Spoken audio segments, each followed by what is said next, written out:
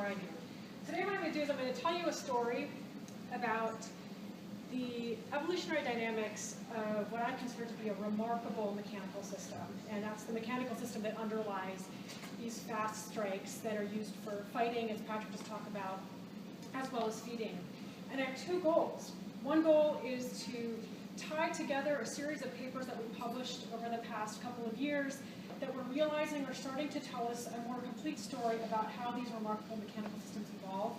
And in light of that, actually nothing I'm going to talk about today is new. It's all in these papers. So I'm going to be light on details. You can go look at the papers, but a little bit more in terms of conceptually tying it together. And the second goal is to talk about how the field of biomechanics can potentially use evolutionary analyses to get a deeper understanding of evolutionary dynamics of these systems, in particular how we can connect the physical principles of movement with potentially even evolutionary processes.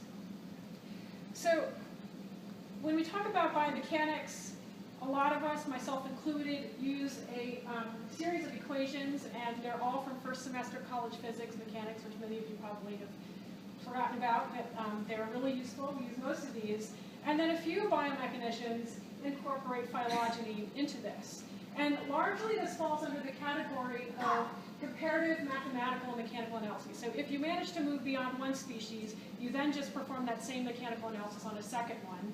Then some people actually incorporate trait mapping and trait correlations across phylogeny, which gets you closer to correlative aspects. So I'm going to talk about both of those in mantis shrimp. And then we're going to add something which has not been applied, to my knowledge, to these types of mechanical systems, which is questions about modularity and rates of evolutionary change in the context of geometric morphometrics. And the goal is to address two very broad questions. One of them is to ask, how do mechanical components promote or limit evolutionary diversification? So when we look very closely at the physics of these systems, what does that have to do with diversification? And then more generally, how can you vary these components while still maintaining a functioning system? So if you have a really tightly integrated, phenomenal mechanical system, how do you maintain variability? So we're going to look at these in the mantis shrimp. And I'm going to start by just giving you a little picture of what these animals can do in the feeding framework. This first video on the left here is a, okay, Patrick, can I borrow your film with me? That's okay. I'll hold it. Yeah. I can leave. There's a mantis shrimp way out there in the field. This is, thank you, taken at night in a, Thank you. on the Great Barrier Reef. It's about a foot-long shrimp that's catching prey swimming overhead. We call this a spear, and they have elongated appendages that allow them to do this. It's a concatenated video. This would have been the most amazingly lucky day of this shrimp's life. You'll see if you reach out and grab that. And the other category is smasher. And these animals are specialists on opening hard-shelled prey. This one's wiggling the shell into place, not quite where it wanted it, gets it a little bit more in place, and it's going to whack it with a hammer-shaped appendage to break open the snail shell. We can slow this down. So this is a teeny tiny adult mantis shrimp, different species. It's only 2 centimeters long, filmed at 10,000 frames per second. And you'll see it reach out to actually unsuccessfully grab a brine shrimp, but it gives you a sense of that movement. Similarly, we've filmed high-speed videos of smashing mantis shrimp, and you're going to watch this guy dismember a crab with one blow. So there goes the crab leg off into the distance.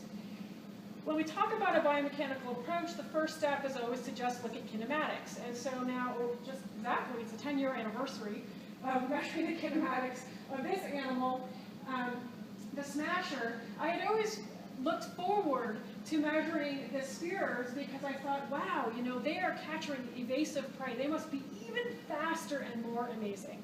So I thought, well, let's see what they could do. Turns out that spears are not that impressive, at least for us in my lab. This is the speed that's like a really good squid or a fast fish.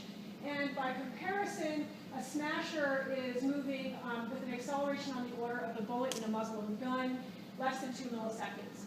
And so this surprised me a lot, and in fact this is starting to bear out in many systems that you actually don't have to be particularly fast to catch fast prey, but for some reason you have to be very fast to process hard-shelled prey. I won't get into those mechanics today, but there's some good reasons for it. We did a little bit of trait mapping, which I'll show you in a second, and it turns out that there's a transition in this group from fast to ultra-fast.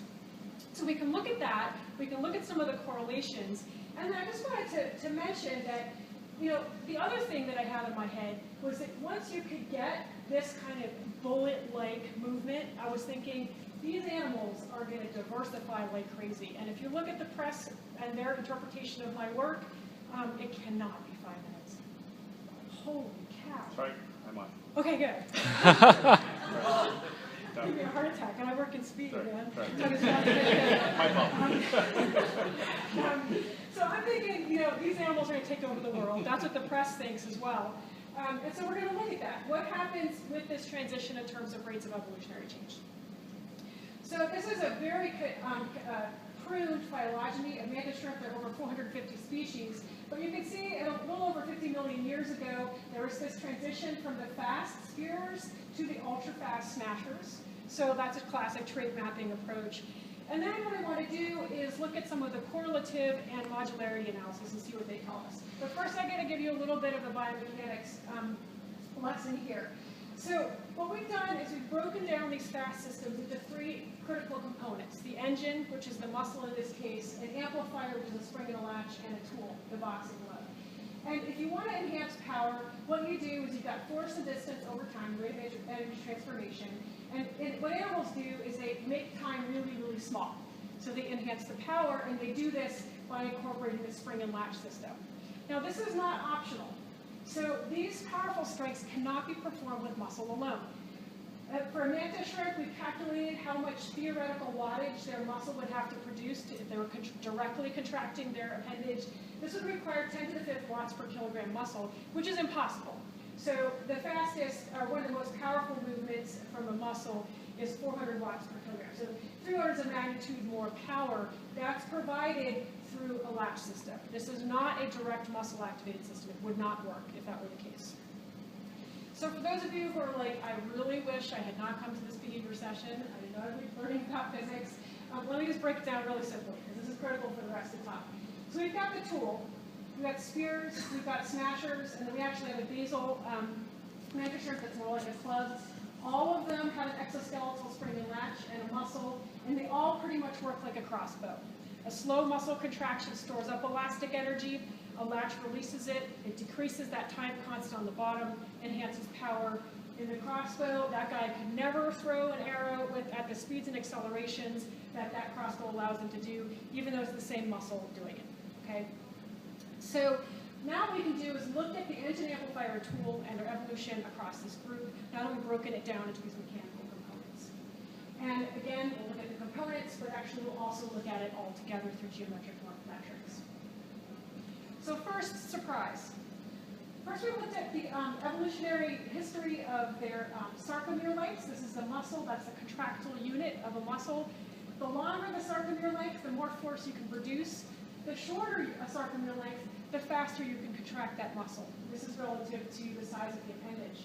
It turns out that smashers can produce a lot more force with their muscles, but it comes at a cost because even though they can produce up to 50% more force, they contract their muscles 50% more slowly compared to the spearers. So there's a trade-off, trade-off 1. So then we can also look at this from the context of the amplifier. These are classic correlative studies.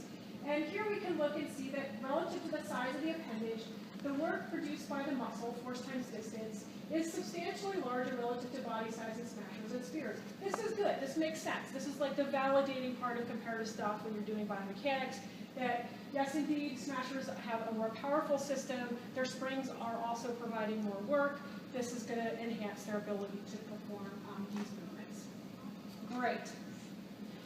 This still doesn't really get you to the point of telling a story about the evolutionary dynamics of a system. This is a nice correlative analysis that's piecing together what happened in this system that allowed these remarkable behaviors. So we decided to try a different approach, which is geometric morphometrics. And in this case, this is the analysis of shape. And we looked at the shapes of the engine and amplifier and tool, both within species and cross species. And the cool thing is it turns out that the shape actually does correlate to some That's so nice. Mechanical, and he's showing me my time that's left, and now it's really good, and I've been talking so fast, but now I'm ahead of myself. I feel like having a panic attack halfway through. Okay, so what's cool is that these shapes do connect to some degree to the mechanical principles, and those of you who are lucky enough to see my postdoc's talk on, is that Saturday, Phil? Friday? We actually have also looked at traits that directly relate to mechanical components, which tell an even more interesting story than this one, I think. Okay, so what does this tell us? So we looked at the, within a species, within a smasher species, we looked at how the shapes of the engine, amplifier, and tool vary relative to each other. So can the engine change without requiring the amplifier to change with it, and so on and so forth. It turns out that they are developmentally modular. This means that you can change one of these components and the other parts don't have to change. This is key for allowing variability, right? The substrate for evolutionary change, natural selection. What was interesting, though, is that when we scaled it up to look at evolutionary modularity, that disappeared. So now when we look across species in mantis shrimp, what we find is that that modularity we saw developmentally is gone. For a smasher, each component, when one changes, they all change. They're tightly integrated with each other. But spheres don't. The tool of the sphere is free to change in an evolutionary level compared to the engine and the amplifier. So this is really interesting. With this shift to bullet-like performance, there is a loss at the evolutionary level of the ability to vary the components independently. So what's the logical outcome of this? Well, what's cool is that for once in my career, it actually went in the direction I thought. I don't know whether biology works like that for you. With that decrease in modularity, we see a dramatic decrease in the rate of evolutionary change. And this, for those of you who are interested in this stuff, the accumulation of disparity per unit time. So in fact, smashers evolve 2 to 10 times more slowly than non-smashers. This is really interesting from that general point that I asked earlier when I started the talk to say, well, how do you maintain variability in a mechanical system and still have it work? And it seems like with this transition to ultrafast, with these remarkable mechanical abilities of the smasher, they did have a cost. And the cost is a decrease in the rate of change of the system, and with that, a tight integration of the whole mechanism, perhaps reducing that ability to change. So let's put it together. So one of my goals, right, was to tell you the story of how a lot of these papers are coming together to tell us a more complete story about the evolutionary dynamics of it. The other is, what can we as biomechanicians do to enhance our understanding of the evolutionary dynamics in this system? So if we start just by doing the basic, right, you compare two species. Immediately, we had a discovery, which is that, you know, they had to use a power amplification mechanism. Their muscles are insufficient to be able to do these movements. Then if we do trait mapping, to my surprise, the fast drakes on evasive prey are slower than the ultra-fast drakes on hard-shelled prey. We're starting to build a framework in our lab, to understand, in fact, that ultra-fast systems are not used for capturing evasive prey. A really interesting issue, maybe tying back into these mechanical constraint problems. The transition to ultrafast is accompanied by slower, more forceful muscles with greater spring work, but with this came the trade-off of not being able to contract the muscles as quickly. So this means that they potentially may not even be able to catch evasive prey as effectively as the spears. And lastly, the ultrafast mechanism is developmentally modular, meaning that there's room for variability. We don't know what the case is for fast systems. We're working on it right now. But that at the evolutionary scale, the ultrafast mechanism is less modular than the fast and evolves more slowly than the fast. So hopefully this gives a richer perspective on some of the ways that we can incorporate evolutionary analysis into biomechanics and get some of these key questions.